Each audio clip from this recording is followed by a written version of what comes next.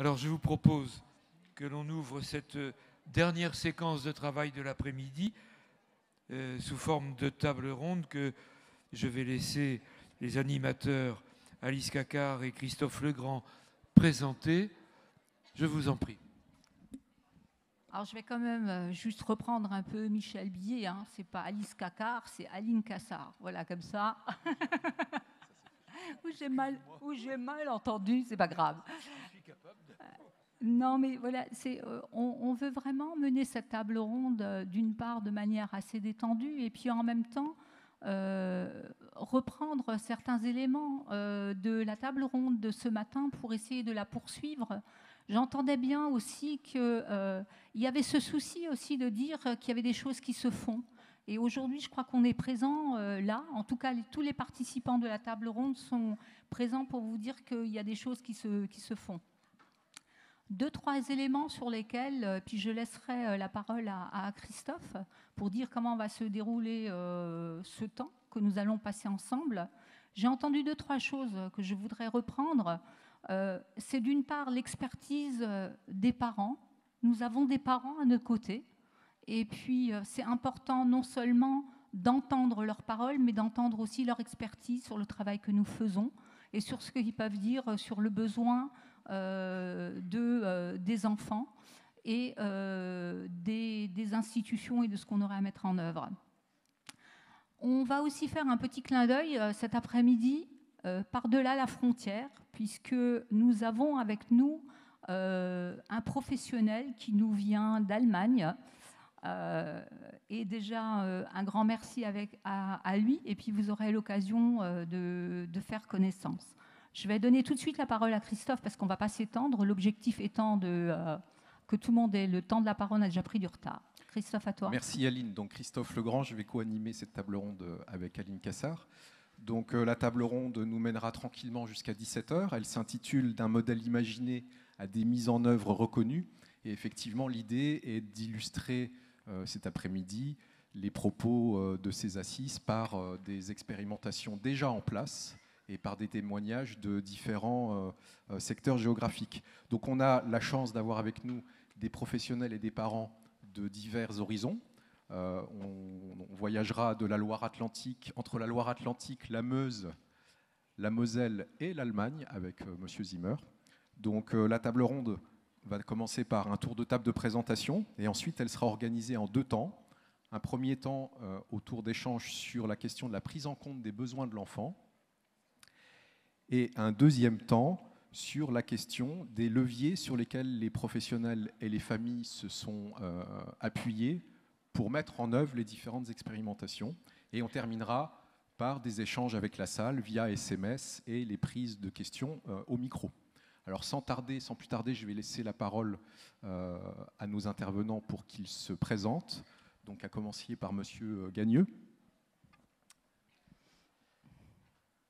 Donc Julien Gagneux, je suis éducateur spécialisé de formation. J'ai travaillé une bonne douzaine d'années en protection de l'enfance et notamment 8 ans dans un service qui faisait de l'AMO et de l'AED. J'avais d'ailleurs participé à l'organisation des assises qui s'étaient déroulées à Nantes il y a quelques années.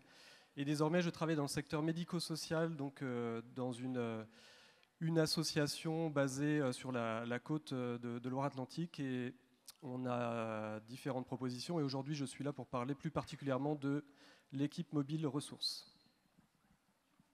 Madame Leboeuf. Oui, bonjour, Madame Leboeuf, coordinatrice du PCPE. Le pôle de compétences et de prestations externalisées. Je représente le PCPE de la Meuse, qui est piloté par Sésame et l'ADAPI de la Meuse et qui est à destination des enfants, des adolescents et des adultes, tout âge, tout handicap. J'interviens au niveau du champ du sanitaire et du médico-social de l'éducation nationale. Monsieur Zimmer. Bonjour, je suis allemand et j'ai un traducteur, mais je vais essayer de parler français parce que je pense qu'il est important d'essayer de parler la langue d'autres. Hein, c'est un dilemme lorsqu'on travaille avec des parents, des familles et des enfants aussi. Vous êtes expert en français et moi, je vais faire des erreurs.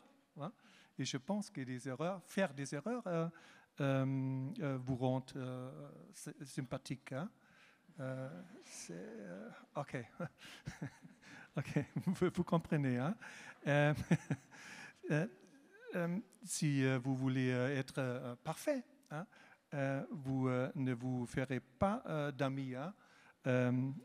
Il y a une parallèle avec notre travail, je crois. Hein? OK, pour ça. Alors, Monsieur Zimmer, si vous pouvez juste nous dire sur quelle structure vous travaillez. Ah, oui. On situe bien à la fois l'endroit et la nature. Je suis directeur général du Margaretenstift in Saarbrück et Trèves. On a 400 employés qui travaillent à environ 50 sites en Allemagne. Et nous avons encore des offres éducatives individuelles à l'étranger, à Espagne et Portugal et Afrique aussi. Moi, je suis retraité à Zérol et j'ai encore un rôle à Trèves. Je suis le directeur général d'une petite institution qui travaille aussi avec des familles. Et nous avons développé en Allemagne des concepts nouveaux, innovatifs pour travailler avec les familles qui aussi habitent chez nous, hein, avec les enfants. C'est, je pense, très intéressant. Hein. On veut se parler, hein, dialoguer. Okay. Merci, Monsieur Zimmer. On poursuit le tour de table de présentation. On reviendra vers vous après. Alors, Sonia, peut-être tu commences et après... oui. Donc, Sonia Kedira, donc chef de service de la maison éducative et thérapeutique. Dispositif porté par le comité mosellan de la sauvegarde des adultes, adolescents et enfants et porté aussi par le département de la Moselle. Voilà, je suis accompagnée aujourd'hui par 2 parents, par 2 mamans qui viennent témoigner un petit peu du travail qu'on a pu faire ensemble sur une année et demie. Hein, sur des situations qui sont déjà passées à la MET et qui sont aujourd'hui sur une évolution. La volonté, c'est de vous faire passer un petit peu le message de ce qui a pu être imaginé à un moment donné sur notre département pour parler du public un peu de ce que nous, on s'autorisait à appeler les incasables, jusqu'à la création d'un dispositif aujourd'hui qui co-construit des projets du soin et de l'éducatif. Voilà. On reviendra plus en détail tout au long de la présentation. Bonjour, je suis Madame Benjidoun, maman d'une fille qui a été à la MET, qui a eu des difficultés. Voilà. Bonjour, je suis Laetitia Eschner, je suis la maman d'une jeune fille en Lane de 19 ans qui est aussi passée par la MET et je viens apporter mon témoignage. Merci pour ces présentations. Alors pour entrer dans le sujet, quelques applaudissements d'abord. Pour entrer dans le sujet, donc, on va poser une première question donc, qui s'adresse à vous tous et pour laquelle on fera d'abord un focus avec le PCE, avec Madame Leboeuf. Donc la première question, c'est autour de la prise en compte des besoins de l'enfant sur laquelle vous avez pu travailler à l'origine de vos projets respectifs. Et donc, je m'adresse à vous, Madame Leboeuf, sur cette première question. Comment vous avez pu, vous, dans votre structure EPCE, travailler sur la question des besoins des enfants ? Il a fallu déjà rentrer en relation avec le jeune, la famille, son environnement proche, porté par des partenaires, pour pouvoir justement avancer et faire connaissance. Et puis aussi poser une relation de confiance pour vraiment avancer dans la définition du projet autour de l'enfant, en accord avec les parents, mais aussi en accord avec les partenaires.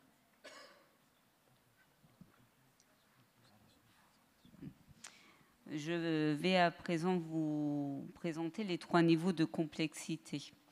La situation du bénéficiaire, donc de l'enfant, autour de l'acceptation du handicap, de la rupture de parcours, des comportements des filles, de l'autonomie, de l'estime de soi, qui peut être fluctuant pour un enfant et qui est en cours de construction, et des compétences sociales aussi à mettre en œuvre. Un enfant, c'est une personne en devenir.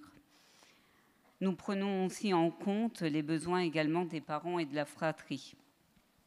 En intra-institutionnel, nous collaborons notamment, par exemple, avec les MDE, les équipes pluridisciplinaires, pour comprendre le jeune, entendre leurs observations, rencontrer ensemble le jeune, puis dès que possible, lorsque la relation de confiance s'établit avec moi, m'entretenir en tête-à-tête de manière plus individuelle pour avancer dans le projet. En extra-institutionnel, nous collaborons avec les partenaires mis en place pour bien cerner leur place, comprendre la dynamique dans laquelle se situe leur suivi. Au fur et à mesure que nous avançons dans l'accompagnement, nous étoffons les collaborations avec des nouveaux partenaires, même avec des prestataires libéraux. Le PCPE intervient donc dans le suivi de cas dits complexes, voire critiques, à la marge, au niveau d'enfants ou d'adultes dits sans solution, en rupture de parcours. C'est ainsi que j'ai pu accompagner Justin, 16 ans, accueilli depuis 2 ans à la MDE, avec une orientation en IM-Pro, en attente d'une place depuis 2 ans, ayant conscience de sa déficience intellectuelle, mais qui accepte difficilement cette différence, se comparant aux autres jeunes de la MDE, l'attente n'aidant pas. Pour le PCPE, les leviers sont nombreux. Les missions précises pour chacun. Je suis chargée de coordonner le tissu partenarial en ma qualité de coordinatrice, de rendre efficient la communication entre tous, tout en faisant le lien avec le jeune de manière régulière. Je fais des points au fur et à mesure de l'avancée du projet. Une approche individualisée et innovante sur le projet de l'autodétermination. Justin souhaite entrer en IM-Pro pour devenir travailleur ESAT. Il y a donc une pluralité des réponses dans l'accompagnement à mettre en œuvre ou à imaginer. Orthophoniste, psychologue, psychiatre, prestations au soutien, compétences scolaires par un prestataire comme Anacourt, une approche jardin partagé, musicothérapie, etc. Le décloisonnement reste un atout. Les médiations sont décloisonnées. Pour Justin, par exemple, elles se font en dehors de la MDE, loin du regard des autres jeunes. Il y a aussi la nécessité, comme je disais en préambule, l'importance de repérer les compétences du bénéficiaire. Justin est un adolescent qui aime lire les mangas, jouer aux jeux vidéo sans pour autant faire le distinguo entre la réalité et ce qui ne l'est pas. Il peut affabuler à certains moments. Il a besoin d'être rassuré dans de nouveaux lieux, avec de nouveaux interlocuteurs. Il a besoin d'être mis en confiance pour oser s'exprimer. Il est aussi très sélectif, n'accepte pas facilement d'expérimenter de nouveaux ateliers. Il faut négocier, le rassurer avant tout, d'où l'importance de prendre aussi le temps d'échanger sur ce qu'il ressent, sur ce qu'il comprend et de définir un consensus avec lui. Il peut aussi avoir des sauts d'humeur, se bloquer dans certains apprentissages. Il faut réfléchir, anticiper. Le suivi d'un psychiatre, d'une psychologue reste incontournable. Nous sommes vraiment dans un accompagnement individualisé et innovant.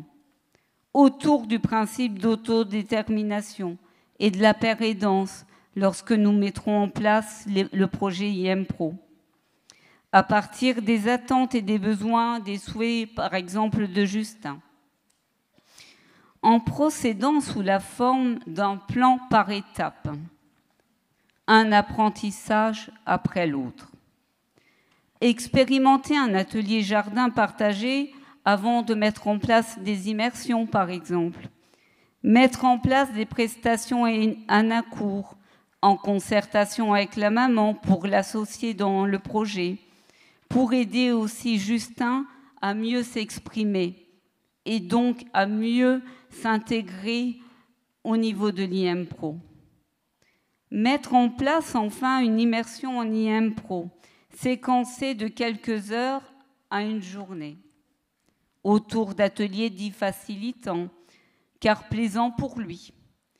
Puis d'autres nouveaux, avec ou sans accompagnement de proximité, en fonction des situations, du contexte. C'est une vision élargie autour de l'environnement du bénéficiaire qui s'étoffe au fur et à mesure dans l'accompagnement. Une communication qui se veut le plus efficiente possible, en équipe partenariale, en tenant compte d'associer la famille.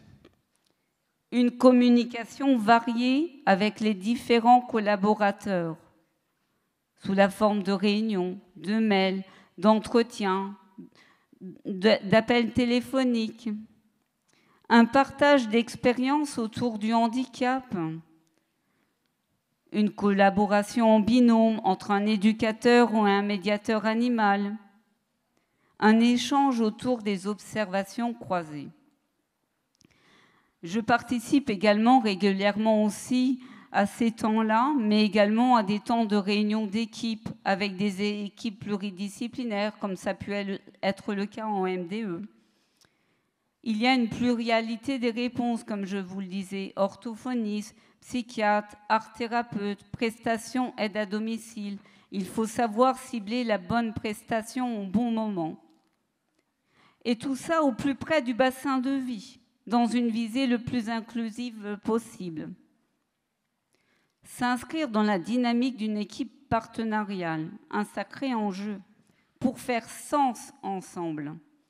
En mettant à profit des outils PCPE, j'ai pu ainsi élaborer le calendrier des interventions partenaires, la fiche d'observation croisée, qui sont des outils opérants au niveau du département de la Meuse, puisque les partenaires prennent place et se les approprient réellement à chaque intervention.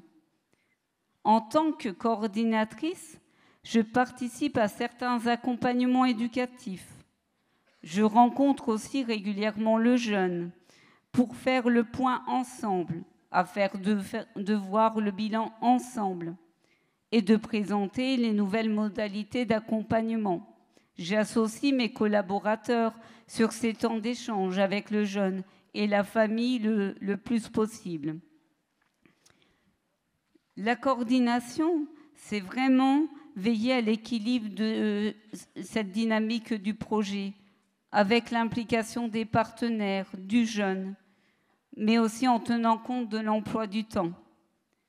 C'est offrir une soutenance régulière auprès du jeune et des partenaires. Permettre aux jeunes des temps libres et ainsi se ressourcer également aussi. Il ne faut pas surinvestir les espaces, il faut vraiment orchestrer le temps. Favoriser le dialogue entre tous, sous différentes facettes. Ne pas avoir peur d'appréhender le handicap, la double vulnérabilité, échanger au mieux. Rappelons ici que le PCPE n'a pas vocation à rester dans la boucle de l'accompagnement. Il faut aussi alors, à un moment donné, préparer le départ. Il faut veiller à rendre opérant le relais par les partenaires. Permettre aux partenaires qui sont présents dans la boucle de l'accompagnement pour un instant de pouvoir repartir quand leur mission est achevée. Il faut que le jeune reste coopérant, impliqué dans son projet. Il faut savoir faire des pauses. Il faut aussi qu'il accepte le retrait du PCPE. Je vous remercie bien.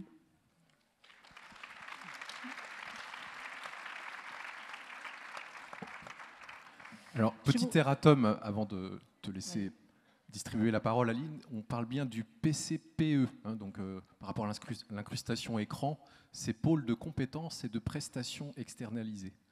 Et donc, Madame Leboeuf, je crois que les PCPE, on les retrouve sur l'ensemble du territoire. Si vous pouvez nous en dire juste 2 mots sur comment ça s'organise. Alors, les PCPE ont été expérimentales de 2017 à 2019 sur tous les départements. Il y a dans chaque département actuellement un PCPE généraliste. Je suis la coordinatrice du PCPE généraliste de la Meuse.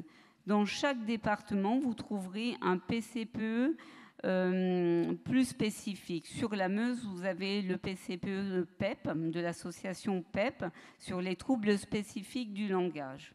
Les PCPE travaillent en collaboration avec la MDPH, c'est-à-dire qu'on intervient si nous sommes notifiés par la MDPH pour pouvoir mettre en œuvre une orientation cible ou pour procéder à une évaluation fonctionnelle et donc proposer des pistes d'orientation cible. Merci pour ces précisions. Je propose qu'on poursuive ce travail de réflexion autour des besoins des enfants. Monsieur Gagneux. Alors, par rapport à cet exemple du fonctionnement des PCPE, on voit bien que la question, c'est toujours de comment on articule nos réponses. Alors là, d'autant plus que dans le modèle PCPE, on peut être amené à articuler des réponses médico-sociales institutionnelles, des réponses libérales, et que la question du projet et de la coordination, elle est encore plus prégnante. Je pense qu'au final, et vous l'avez évoqué, mais ça pose la question de l'évaluation des besoins et de comment on arrive à se construire aussi des référentiels communs. Là, moi, ça fait plusieurs années désormais que je travaille dans le médico-social. Je travaillais précédemment dans la protection de l'enfance.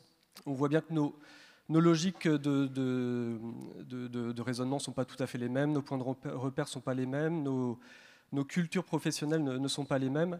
Et tant qu'on n'aura pas réussi à davantage se donner des points de repère communs, je pense qu'effectivement, c'est un peu la conclusion tout à l'heure, on pourra continuer à se donner des bonnes intentions sans réussir à avancer concrètement autour des situations. Donc probablement que là, un projet, alors à travers la traduction du PCPE, mais à travers plus largement, je pense, la question du projet pour l'enfant, c'est comment on se donne un référentiel commun, comment on repère les objectifs et on les répartit en fonction du champ de compétences de l'ensemble des intervenants et comment on décline au final tout ça en moyens d'intervention.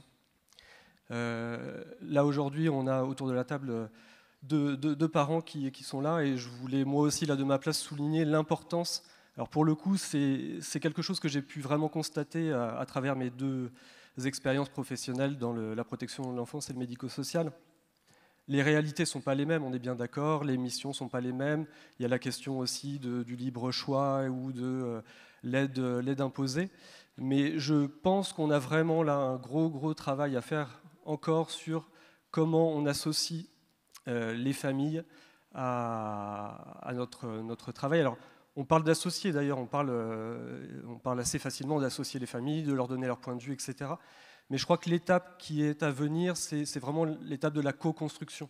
Et la co-construction, c'est à travers le repérage des besoins, à travers la définition des objectifs et des moyens mis en œuvre. Et voilà, moi c'est pour ça que là je suis très content de participer à cette table ronde, et notamment parce que des familles sont présentes et que je pense que c'est un axe essentiel là, de nos développements, que ce soit dans le champ de la protection de l'enfance ou du médico-social.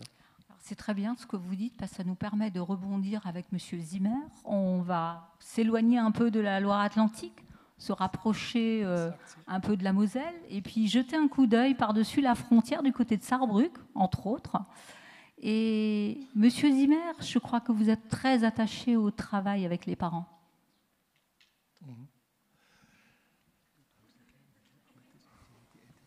Ok. Il y a... Je vais essayer de parler français, hein, encore.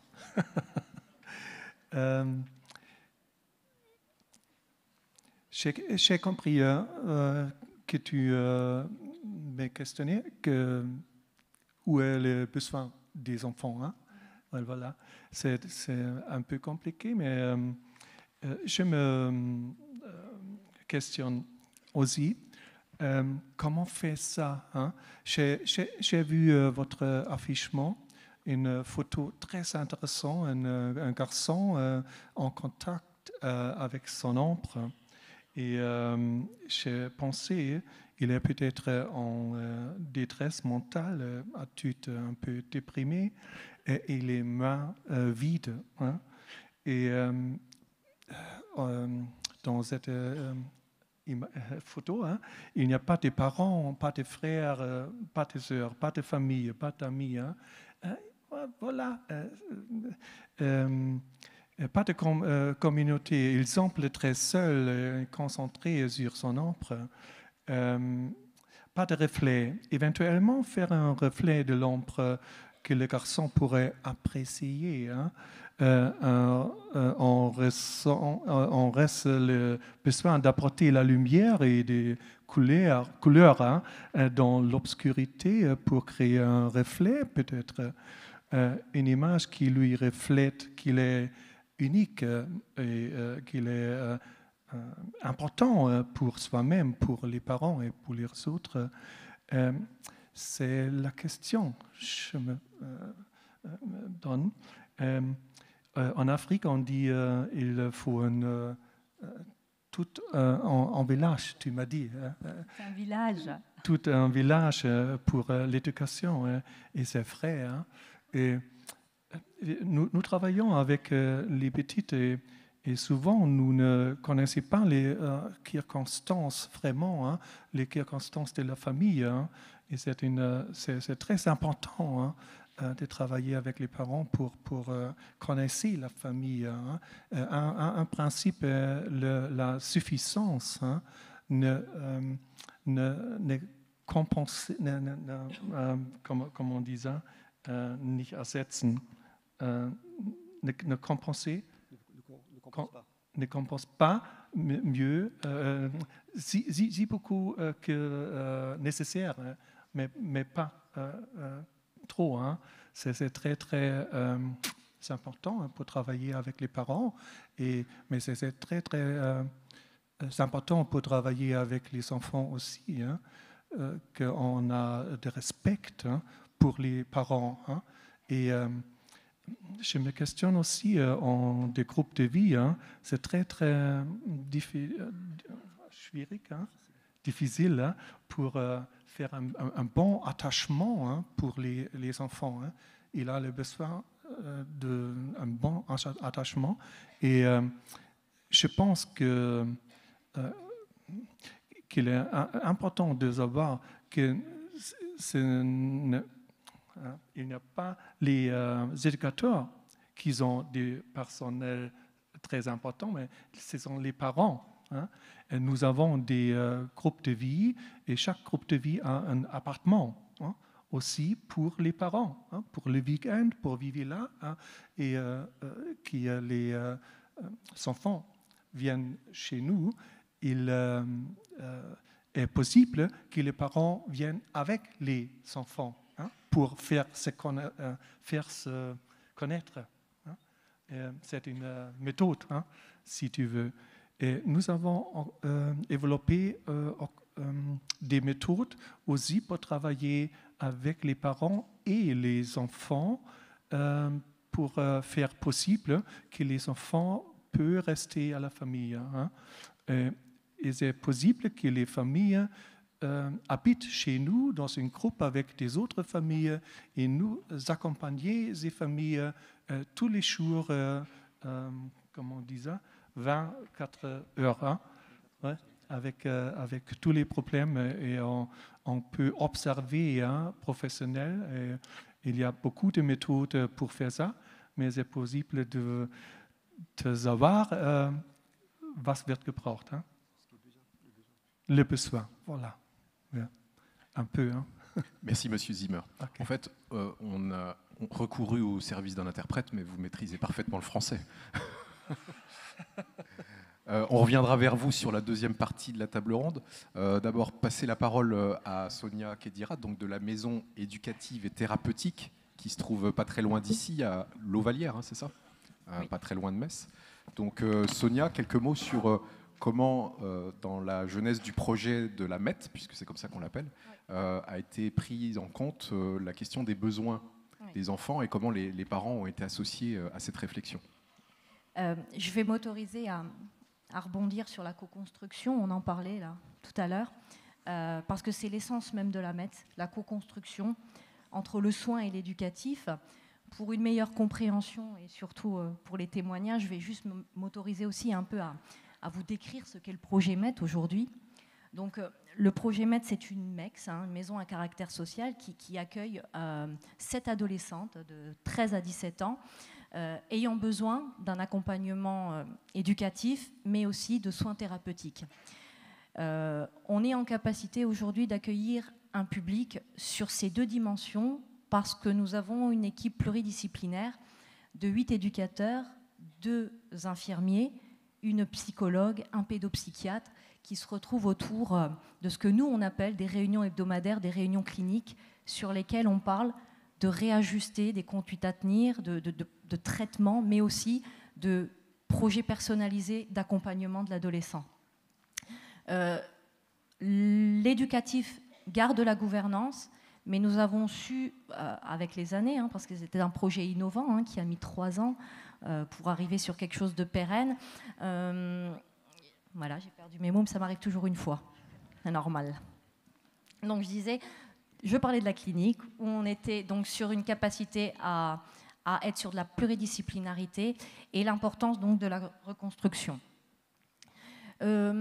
Cette MET a vu le jour. Je pense qu'il est important aussi de parler du contexte en fait, d'émergence, qui vient forcément des besoins.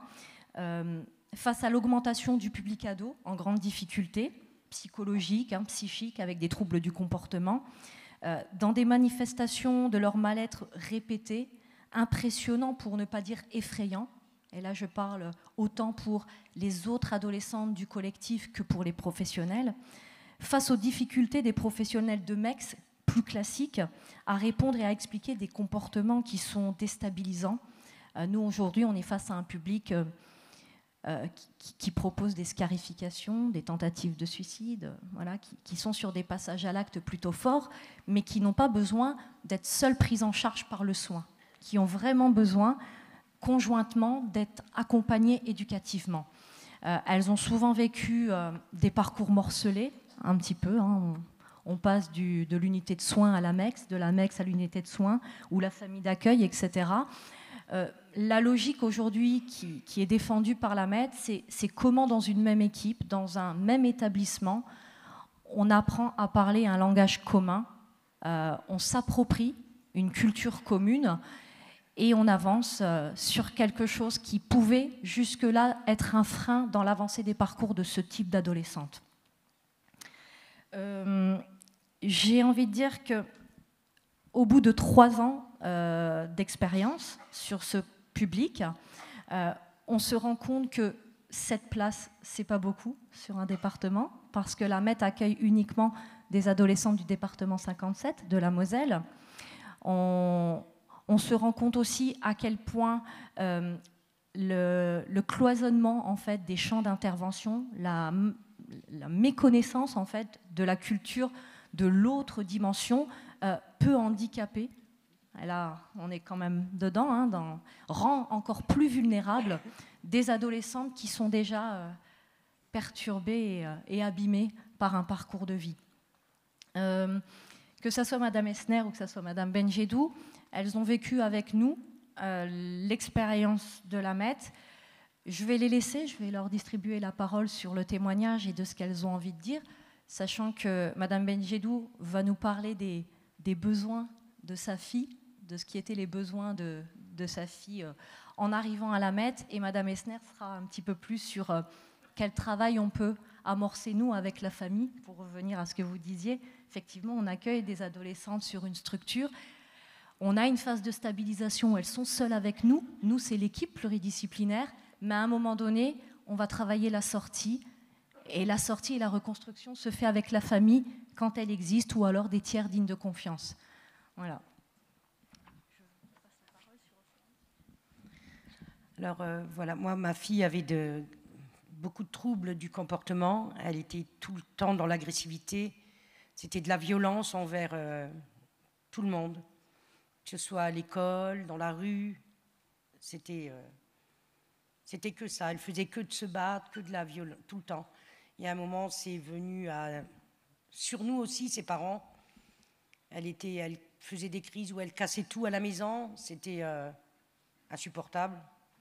Et il fallait trouver une solution pour l'aider parce que ça n'allait plus du tout pour elle, pour nous. Et d'abord, on m'avait proposé de la placer en foyer à Platteville. Est-ce que je n'étais pas d'accord parce que pour Océane, ça n'aurait pas été. Donc pour préciser juste, Madame Benjedou, donc le foyer à Platteville, c'est le centre départemental de l'enfance. Hein, voilà. Je précise pour ceux qui ne sont pas du secteur. Et pour Océane, ça n'aurait pas du tout été, parce que je pense qu'en sortant de ce centre, elle aurait été pire. Et donc, on m'a proposé à la mettre. Et on m'a dit, on vous emmène voir, faire les présentations. Et là où on m'a expliqué ce qui allait se faire avec Océane, ses besoins, ce qu'ils allaient travailler avec elle. Et on nous a aussi mis en confiance, nous les parents, parce qu'il faut savoir que pour des parents, c'est pas facile de placer ses enfants, en fait. Et c'était très dur. Et ils ont su nous mettre en confiance, mon mari et moi. Et en fait, ils n'ont pas eu tort, parce que tout s'est bien passé. Au début, très difficile. Océane a fugué du centre. Mais elle pensait qu'on allait lui donner raison, et au fait, non, on l'a ramenée. Tout de suite, on a été la chercher sur la route et on l'a ramenée au foyer où ça a été dur, hein, mais il fallait le faire. Voilà. Aujourd'hui, ma fille est une femme bien. Aujourd'hui, elle a 20 ans et c'est une femme bien. Elle est maman et je suis fière d'elle, bien sûr. Du chemin qu'elle a accompli pour elle et pour sa famille, pour ses amis, c'est vraiment l'opposé de ce qu'elle était.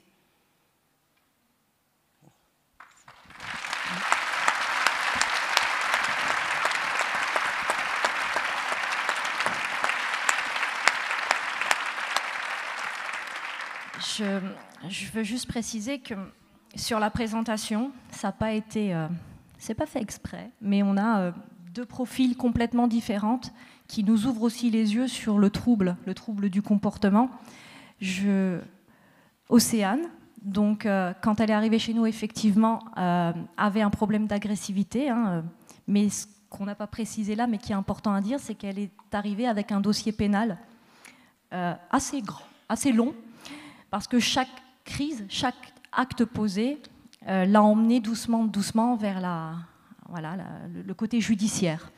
Et ce qu'on a été travaillé ensemble, c'est justement la régulation de ce trouble de l'agressivité, le parcours professionnel, l'accroche, le lien avec les parents et la famille, pour qu'à un moment donné, elle ne rentre pas dans une spirale de centres éducatifs renforcés, de centres éducatifs fermés, qui n'aurait pas été forcément la réponse. Elle l'aurait été si on ne prenait pas en compte en fait, qu'elle avait cette double vulnérabilité, que son agressivité arrivait des troubles. Voilà. Et cette dimension-là, elle est possible aujourd'hui parce que le pédopsychiatre de notre structure, la psychologue, nous aide à baliser le projet global en fait, des ados qu'on accueille. Voilà, je voulais juste le préciser. Merci Sonia. Laetitia Elsner, vous voulez dire quelques mots sur la question de la prise en compte des besoins de l'enfant à la MET de votre place de parent? Oh oui. Donc moi, ma fille, en fait, elle a eu beaucoup de parcours en fait dans pas mal de foyers, dans plusieurs hôpitaux psy, qui est nulle part. En fait, ils ont réussi à l'aider en fait. Elle a eu beaucoup de tentatives de suicide, mais de grosses tentatives de suicide, allant jusqu'à l'égorgement. Beaucoup de scarification, beaucoup de fugues, où elle pouvait partir en Allemagne, au Luxembourg, n'importe où, vraiment n'importe où. Et c'est là en fait elle a été placée à la Met en dernier recours.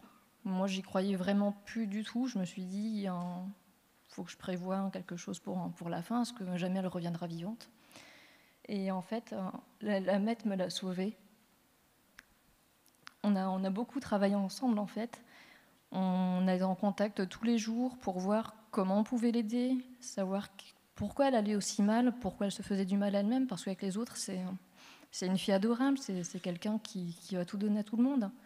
Mais pas pour elle, en fait. Donc on a avancé là-dessus, on lui a trouvé des loisirs, des projets, des envies, le fait de s'ouvrir à tout le monde, le fait qu'elle apprenne à se faire confiance, et qu'elle apprenne à faire confiance à des adultes, en fait, qui lui a fait mal par le passé. On a aussi beaucoup travaillé, en fait, sur mon lien avec elle, parce que j'étais dans le... Je sais pas comment dire. J'étais rejetée de sa vie, en fait, pendant des années, à cause de soucis familiaux. Donc on a dû recréer, retravailler sur les liens mère-enfant pour un retour en fait à la maison. Bon, maintenant elle va bien. Il n'y a plus de bêtises, il n'y a plus de fugues. Elle travaille depuis un mois, elle est sérieuse. Voilà, ça change complètement, j'y croyais plus du tout.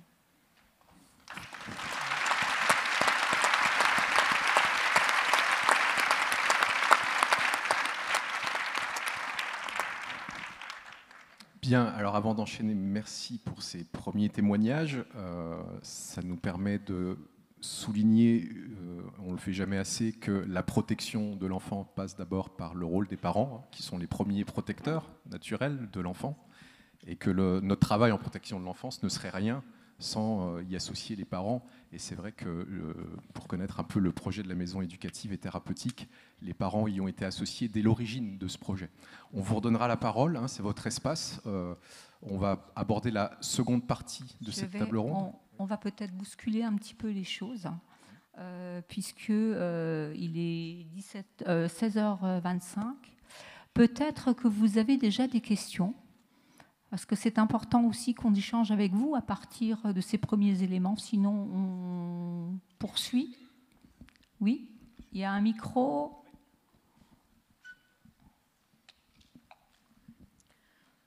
Oui, Christiane Delavalade, chef de service aide sociale à l'enfance au département de la Marne. Alors, merci beaucoup pour votre témoignage sur cet établissement. J'ai l'impression qu'il y a un écho. Alors, ma question, c'est par rapport à la préparation de la sortie. Vous avez eu quelques mots là-dessus, mais si vous pouviez nous expliquer votre projet, comment vous travaillez la sortie, parce qu'on sait que ce type de structure, généralement, ils sont très vite embolisés. Et puis, c'est une petite structure de 7 places. Et on sait combien on a de nombre d'enfants qui pourraient en bénéficier. Merci. Alors, la première des choses, c'est que l'AMET propose, à la base, dans ce cahier des charges qu'on a développé avec le département, on propose 6 mois renouvelables une fois. Ça, c'est ce qui était prévu initialement. On s'est assez vite rendu compte que c'était un peu juste parfois, justement sur le travail de sortie. Donc on commence à étendre sur quelques mois après pour peindre et pour stabiliser un peu plus l'adolescente sur son projet, sur son parcours professionnel ou sur le retour en famille.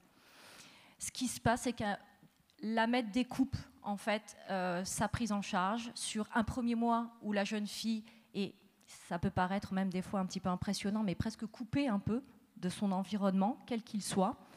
On appelle ça la phase de stabilisation sur la structure. On travaille avec elle, on est sur l'observation commune entre les différents professionnels, hein, les infirmiers, la psychologue, le pédopsychiatre, les éducateurs. Et au bout des premiers 6 mois, où là on a déjà avancé dans le projet personnalisé d'accompagnement, mais dans l'éducatif et le thérapeutique, on se questionne déjà sur la sortie. Il y a systématiquement une synthèse de prévu avec l'aide sociale à l'enfance, nous, les partenaires possibles, existants en amont ou existants depuis le parcours MET, où on va discuter de ce qui va se passer, puisque nous allons orienter le travail de la session d'après sur cette sortie. Si nous avons envisagé un retour en famille, nous allons axer ce travail vers les parents. Si nous avons décidé que la jeune fille serait en autonomie, parce que c'est ce qui est le mieux pour elle, on va axer le parcours professionnel et l'accès à l'autonomie. On est sur quelque chose de très individualisé depuis le début. Alors, ce qui nous le permet, c'est qu'on est une grosse équipe, je le décrivais tout à l'heure, mais effectivement, ce qui nous empêche d'être sur des parcours trop longs sur la structure, c'est justement de parler de la sortie à mi-parcours. Et on s'y astreint vraiment. L'aide sociale à l'enfance nous soutient et nous aide aussi sur cette rigueur-là à tenir le timing en fait, d'une prise en charge MET. Voilà. Merci Sonia. On va peut-être encore prendre une seule question, celle qui nous est parvenue par SMS. Donc pour Monsieur Gagneux, pouvez-vous nous expliquer comment intervient concrètement une équipe mobile ressources? Son intervention se différencie-t-elle selon son territoire d'intervention? Alors, j'avais normalement quelques minutes pour présenter l'équipe mobile. Peut-être qu'on va tout de suite enchaîner, on va un peu bousculer les choses parce qu'on a un peu moins de temps et puis je voudrais quand même qu'on puisse conclure correctement et puis remercier aussi l'ensemble des participants. Je vous laisse la parole. Alors, là, moi, sur cette partie, j'avais été sollicité pour, sur la question, c'était comment essayer de sortir d'une logique de silo. Alors, c'est là, depuis l'ouverture de ces assises, c'est une thématique qui a été vraiment très, très récurrente. Donc, je vais vous faire une présentation assez rapide de l'équipe mobile ressources de Loire-Atlantique. Alors, pour répondre déjà en partie à la question, c'est que c'est un modèle d'équipe mobile et que de ce qu'on entend, parce que ça fait désormais 7 ans que cette équipe a vu le jour en Loire-Atlantique, il y a presque autant de modèles d'équipe mobile que d'équipes mobiles sur le territoire national. Et puis après, j'avais essayé d'identifier les freins et les leviers, et puis de faire quelques propositions sur comment faire en sorte de mieux articuler nos interventions. Donc sur l'équipe mobile ressources de Loire-Atlantique, donc elle a été créée en 2014 suite à un appel à projet de l'Agence régionale de santé. Très clairement, l'objectif visé, c'était de faire en sorte que les professionnels du médico-social, de la protection de l'enfance et du sanitaire puissent travailler davantage ensemble, mieux ensemble, afin d'accompagner ces jeunes dits complexes qui ne correspondent pas finalement aux propositions qu'on peut faire tous les uns les autres. Donc l'objectif de cette équipe, c'était de venir articuler ces interventions et d'éviter des ruptures de parcours. L'équipe, en ce qui concerne l'équipe mobile ressources de Loire-Atlantique, c'est 3 travailleurs sociaux qui viennent des différents champs, donc protection de l'enfance, médico-social et protection de l'enfance, parce qu'on a 2 professionnels qui viennent de la protection de l'enfance, l'un plutôt parcours ASE et l'autre parcours associatif. Une infirmière qui intervient sur cette dimension plus sanitaire, et puis un temps de psycho. L'une des particularités de notre équipe mobile, mais qui ne se retrouve pas forcément ailleurs, c'est que c'est de l'intervention indirecte. C'est-à-dire qu'on ne rencontre pas l'enfant, on ne rencontre pas la famille. L'idée, c'est vraiment de venir en soutien des professionnels et par notre place extérieure à l'intervention, de pouvoir essayer de faire en sorte de créer des petits décalages, des petits pas de côté qui vont permettre à ce que des situations d'impasse puissent de nouveau envisager des perspectives. Voilà, on est donc là sur une équipe qui est désormais pérennisée sur la Loire-Atlantique après 2 fois 3 ans d'expérimentation. Et là, sur cette année, là, on a pas mal travaillé. Donc il y a ce travail toujours autour du parcours et de comment éviter des ruptures de parcours pour ces jeunes. On a développé aussi d'autres modalités qui sont une fonction qu'on a appelée éclairage, qui est vraiment de venir une fois, rencontrer une équipe et puis de venir permettre d'élargir un petit peu le champ des possibles. Et puis une fonction thématique, parce qu'on a fait le constat que finalement, des équipes nous sollicitaient 2 fois, 3 fois, 4 fois, toujours pour un peu les questions. Donc là, c'est de venir se décaler des situations et de venir approfondir des thématiques récurrentes. Cette équipe mobile, on a travaillé donc depuis 7 ans, on a identifié 3 niveaux de complexité. Il y a la complexité au niveau de l'enfant, donc des enfants clairement qui sont à la frontière là, des accompagnements médico-sociaux, protection de l'enfance, sanitaire, et pour qui l'articulation de toutes ces réponses est indispensable. Le deuxième niveau de complexité, c'est sur le plan institutionnel, donc en interne. Voilà, il n'y a aucune organisation, aucune institution qui fonctionne parfaitement. Il y a toujours des petites difficultés ici ou là. Avec ce type de profil d'enfants, c'est des enfants qui viennent mettre le doigt exactement là où ça fait mal et qui viennent mettre un coup de projecteur sur des petites difficultés qui, pour le coup, deviennent vraiment très, très fortes avec ces enfants. Le troisième niveau de complexité, c'est sur le plan interinstitutionnel, et donc c'est ce qui nous intéresse aujourd'hui, c'est comment on articule un peu nos réponses face à ces enfants qui nous poussent dans nos retranchements, qui nous mettent face à un sentiment d'impuissance et qui nous amènent aussi à chercher un responsable à nos difficultés. Et donc je pense qu'on l'a tous vécu. Je vous disais, j'ai travaillé en protection de l'enfance et désormais dans le médico-social. C'est toujours un peu le réflexe de dire que c'est l'autre qui ne fait pas son boulot, et voilà, ça évite parfois, et je me mets dans le panier. Sur les freins et les leviers qu'on a pu identifier donc à travers l'accompagnement de toutes ces situations, donc c'est à peu près 55 à 60 situations accompagnées chaque année. Enfin, donc c'est du côté des freins, des représentations réciproques, donc ce que je décrivais à l'instant, liées à une méconnaissance réciproque des champs d'intervention de chacun, des missions, etc. De ce fait, des attentes inadaptées, parce qu'on attend que son interlocuteur du médico-social intervienne à tel ou tel niveau, alors que ça ne fait pas forcément partie de ses missions. Des rigidités administratives, donc qui parfois nous empêchent d'être inventifs, qui nous limitent dans les propositions qu'on pourrait faire. Et puis parfois une instabilité des interlocuteurs, ce qui met à mal la continuité des accompagnements. Dans les leviers qu'on mettait en lumière, c'était justement que chacun puisse identifier clairement les missions de ses partenaires, afin que les attentes et les demandes soient adaptées à ce que les uns et les autres sont en capacité de proposer. De personnaliser les liens, c'est-à-dire qu'au-delà d'un service, un établissement, on connaît son interlocuteur et donc on appelle un collègue, monsieur machin, et ça fait aussi la différence, parce qu'il y a déjà une relation qui est installée entre les professionnels. Ce qui n'empêche pas parallèlement de s'appuyer sur un cadre institutionnel et d'avoir des conventions, d'avoir déjà réfléchi à la façon dont on travaillait ensemble. Les deux sont vraiment indissociables. On parlait tout à l'heure de co-construction.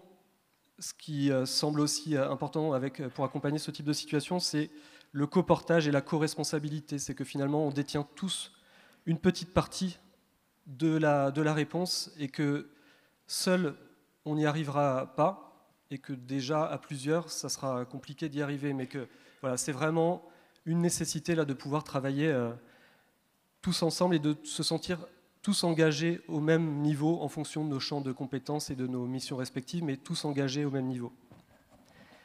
Et sur les leviers également, une volonté politique du côté de l'ARS, des conseils départementaux. On voit que ça commence à émerger de plus en plus. Là, en Loire-Atlantique en tout cas, les derniers appels à projets ou à manifestation d'intérêt rendent obligatoire le coportage et la co-construction de ces projets-là. Sur les propositions, les quelques modestes propositions que l'on fait, c'est de proposer des rencontres hors situation. C'est-à-dire que souvent, autour de ces situations dites complexes, on se rencontre, on est tous en tension, on est tous un peu remontés contre son interlocuteur qui n'a pas fait forcément, selon nous, ce qu'il aurait dû. Et le fait de s'être rencontrés en amont, d'avoir eu des temps de présentation des missions, des services. C'est vraiment hyper important. Et quand je dis des temps de présentation, ce n'est pas des temps que entre cadres, entre directeurs, chefs de service, c'est que vraiment toutes les équipes puissent se rencontrer et puissent mieux identifier les missions, mais aussi les personnes. Des formations transversales, ça a été évoqué aussi là, ces 2 derniers jours. Il a été fait allusion à une formation qui avait été proposée par le CREAI et qui vraiment réunissait des professionnels de la protection de l'enfance, du médico-social, etc.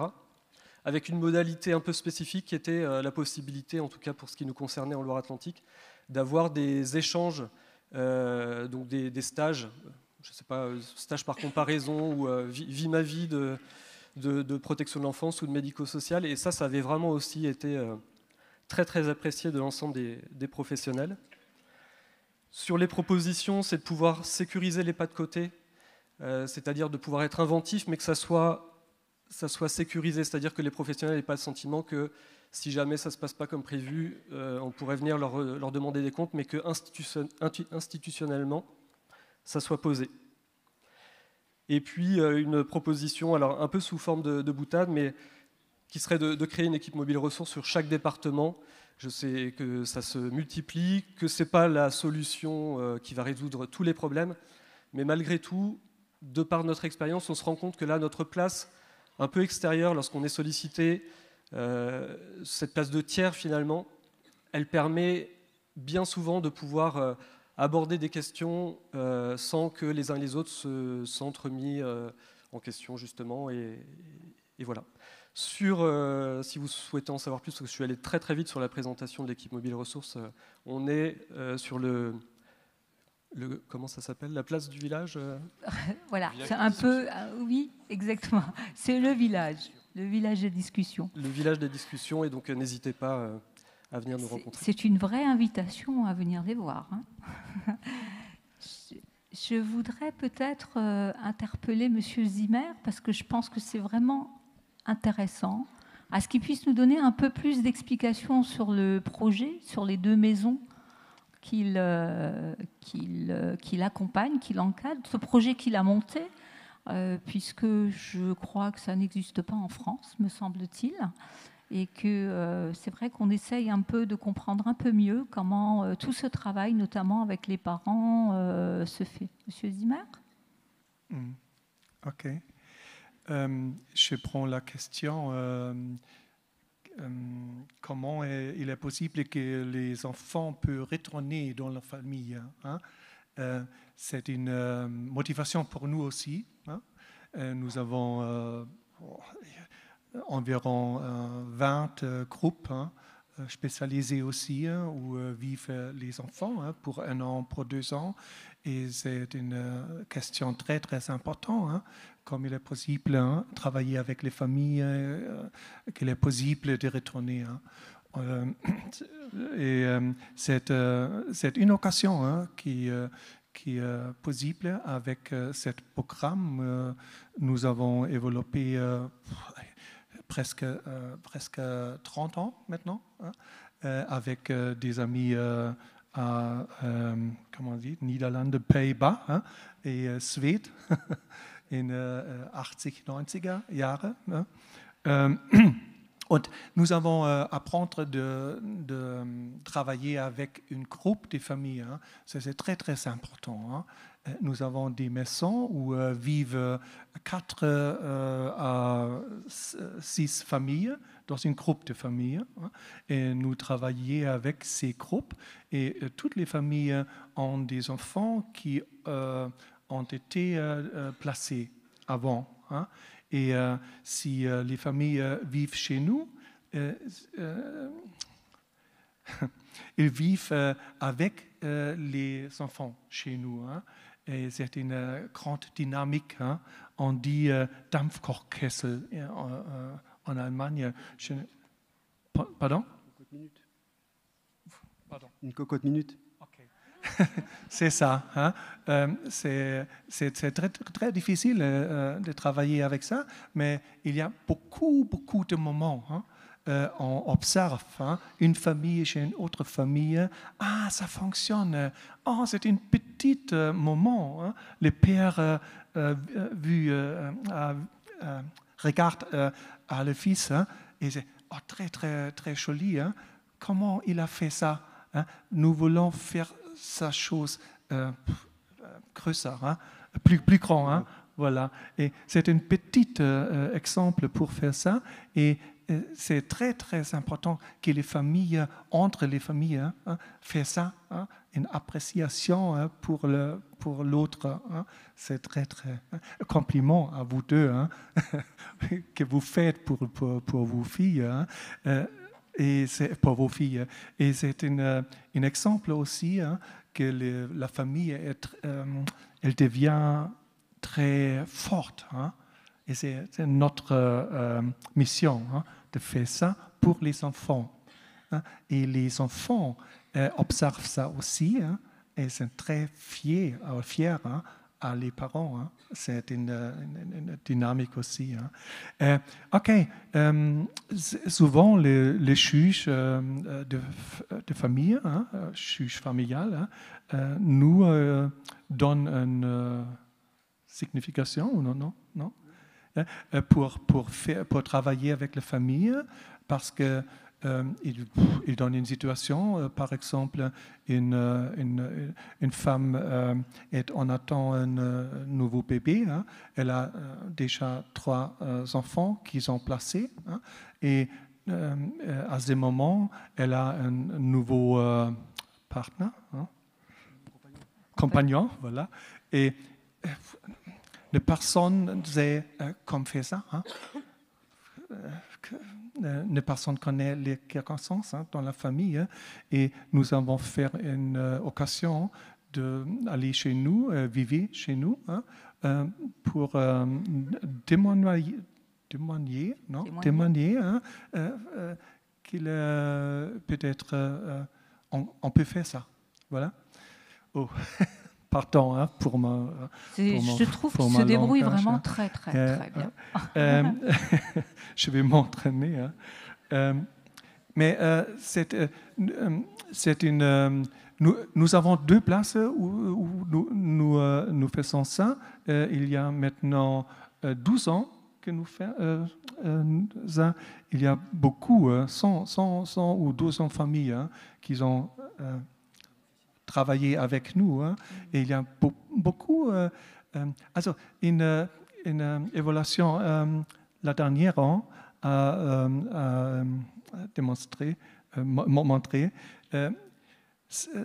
la moitié des familles hein, qui fait ça peut rester les enfants dans les familles après. Hein. Toutes les familles qui sont chez nous, les enfants restent pour 10 ans ou 20 ans hein, à dehors hein, de famille. Hein, si les parents ne font pas ça. Hein, c'est une erfahrung, une expérience, hein, peut-être. Merci. Comment faire ça? C'est un peu très compliqué pour expliquer dans quelques minutes. Hein. Il y a beaucoup de méthodes. Hein. Nous disons, si tu n'as qu'un marteau, hein, ja, ich habe mir das aufgeschrieben. Hein. Ich habe mir das aufgeschrieben. Je vais dire à vous. Hein. Wenn man eine zu wenig Methoden hat, ja, si tu as seulement, oder si tu n'as qu'un marteau comme outil, vous verrez un clou dans chaque problème. Ja.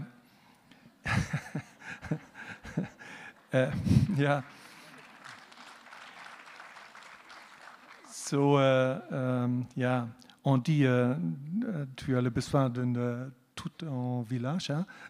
Il y a beaucoup de méthodes. Nous travaillons avec Video Home Training. Nous avons une spéciale méthodique sicherheitsorientierte Praxis pour donner l'occasion à les familles de nous dire comme il veut faire la sécurité et il veut garantir la sécurité pour les enfants dans la famille. Hein, et c'est très important que nous fassions cette chose ensemble avec les familles. Hein. Nous avons Triple P, vous connaissez ça, Triple P, Positive Parenting Programme. C'est une chose pour apprendre les parents aussi, hein, pour parler une langue avec les parents.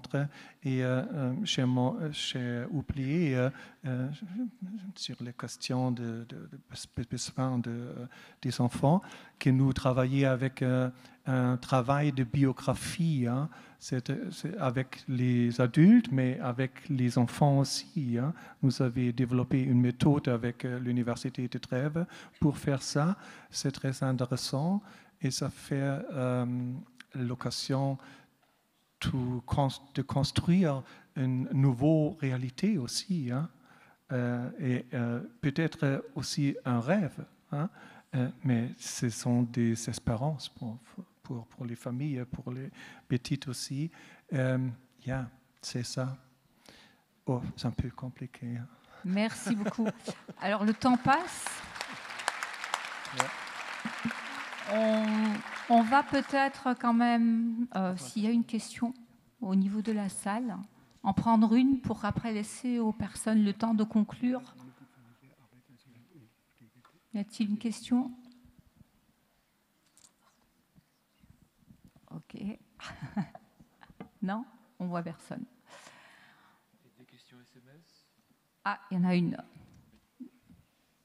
Pour Madame Kedira, la MET a le mérite d'exister suite à un constat de besoin évident. Avez-vous eu l'opportunité de faire connaître cette initiative au niveau national dans une optique de développement au sein des différentes régions de notre territoire ? Alors, c'est aujourd'hui que je suis... Voilà. Oui, non, mais c'est complètement vrai. Quand on est sur un projet expérimental, on ne parle pas trop de ce qu'on fait, parce qu'on doit d'abord aller s'expérimenter, voir si ça fonctionne. Après ça, on a notre bilan où on nous dit finalement, voilà, on fait de ce projet-là un projet pérenne. Et ce qui a motivé un petit peu cette participation, c'est justement de faire connaître ce dispositif-là, même si c'est un petit accueil, c'est une petite pierre à l'édifice où aujourd'hui on gère autrement ce public adolescent. Donc par ce témoignage-là, le témoignage des parents, peut-être que les choses se feront au-delà, et même avec le bouche à oreille. Et je m'autorise, hein, vous m'aviez dit au début quand je demandais, mais c'est gentil de venir témoigner, parce qu'il faut être courageux, etc. Mais pourquoi vous le faites ? Et les deux mamans m'ont répondu, parce qu'il faut plus de place ailleurs, parce que voilà, apparemment ça a bien fonctionné pour les jeunes filles, donc voilà. Donc voilà, c'est aujourd'hui.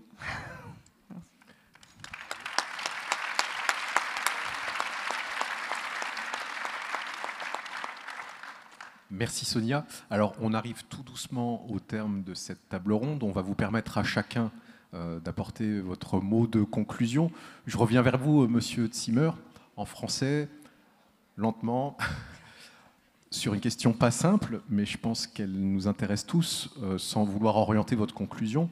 La question que je souhaite vous poser, c'est comment, depuis l'Allemagne, vous voyez la problématique que l'on s'oppose ici en France de la question de l'organisation en silo. Parce que M. Maréchal, ce matin, a souligné très justement que la question de la décentralisation ne se posait pas en Allemagne. Et est-ce que vous nous regardez avec un œil interrogateur sur cette problématique de l'organisation en silo?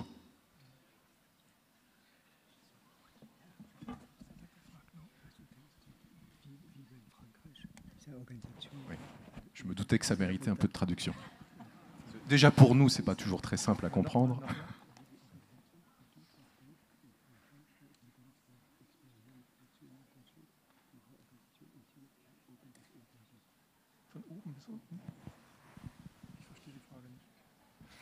Allô. C'est très bien que j'ai le traducteur. Hein. je ne connais pas les circonstances dans la France, hein, mais j'ai beaucoup d'amis qui m'ont raconté comment ça fonctionne ici. Hein. Je crois que c'est très... il y a beaucoup de parallèles. Hein, et dans le système, hein, il y a des problèmes, je crois, comme chez nous aussi. Hein, il y a les juges qui sont très engagés. Hein, il y a les juges qui ne font pas ça. Hein, mais je crois qu'il faut qu'on dit qu'il est nécessaire de faire des projets. Yeah, des prochains pilotes prochains. Hein. C'est en Allemagne, nous avons été un pilote projet. Hein. Il y a donné un nouveau Gesetz, hein. Nouvelle loi. Loi hein, pour les jeunes et pour protection de l'enfance. Et cet homme qui a écrit cette nouvelle loi, c'est un bon ami de moi, Reinhard Wiesner, il a dit à Saarbrück, il y a une idée hein, pour faire ça. Seulement une idée. Yeah? Et nous avons dit, peut-être il est mieux hein, que les parents dans le foyer, comme les enfants. Hein. Und ja, beaucoup de collèges hein, sur la ville de Saarbrück, hein, mais dans l'Allemagne aussi, a dit OK, nous voulons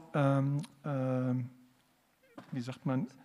Non, nous voulons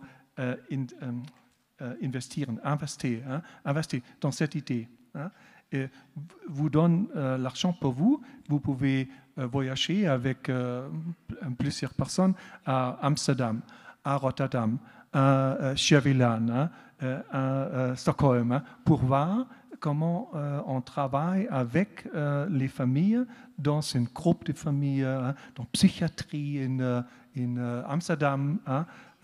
Ma collège est mort maintenant, mais c'est un collège qui a développé pour travailler avec un groupe. Hein. Et à Rotterdam, on a un spécial programme pour travailler avec des familles pour faire la sécurité hein, dans la famille. Comment on fait ça? Et nous avons écrit un concept pour nous dans Allemagne. Et c'est ça. Peut-être on peut faire comme nous. Hein.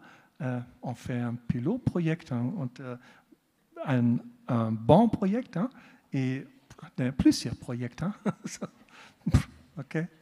Peut-être juste pour terminer, on a 5 minutes. Yeah. On ne va pas vous prendre plus longtemps. Un mot de la fin, en une phrase, chacun de ce que vous souhaitez souligner comme étant le plus important. On va laisser M. Zimmer se reposer, reprendre. Peut-être chacun d'entre vous, si vous pouviez en une phrase. Je crois vraiment en principe d'autodétermination. C'est vrai que c'est important de recentrer le jeune et de l'épauler dans toutes les facettes qu'on peut, et également auprès des familles, d'être un soutien et de prendre en compte qu'ils sont aussi nos collaborateurs.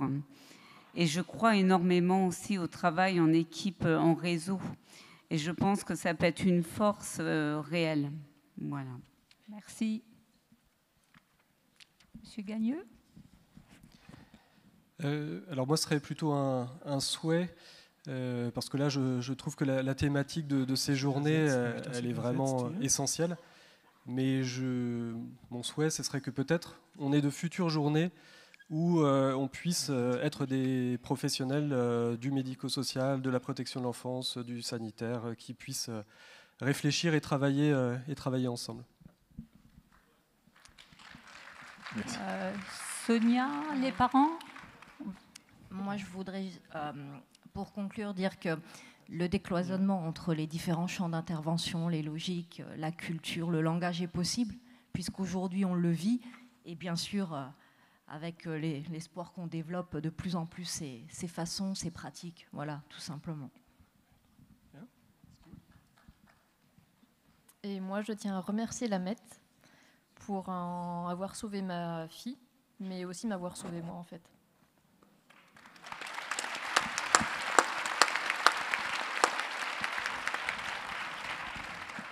Pareil que la maman. Voilà. Je remercie la MET et surtout Sonia et toute l'équipe qui ont été là pour ma fille. Et c'est grâce à eux qu'elle a beaucoup changé. Je vous remercie tous du fond du cœur.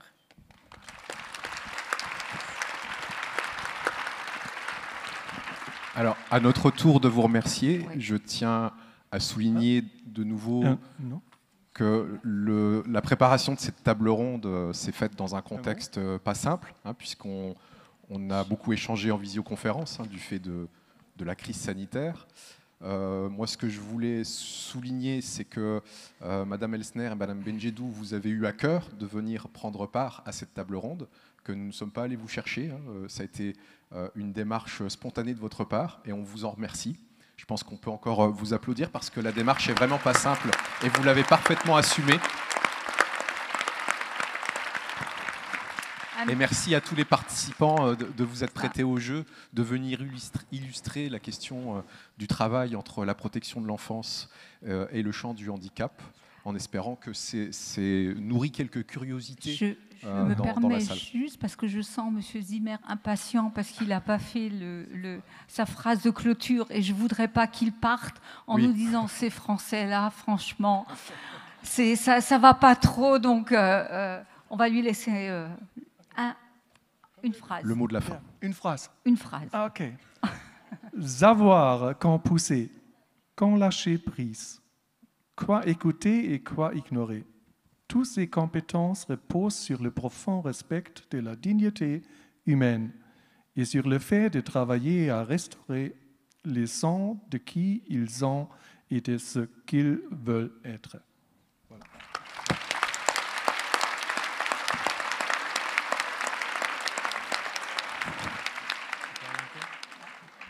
Merci beaucoup. Et je crois qu'on peut encore une fois les réapplaudir.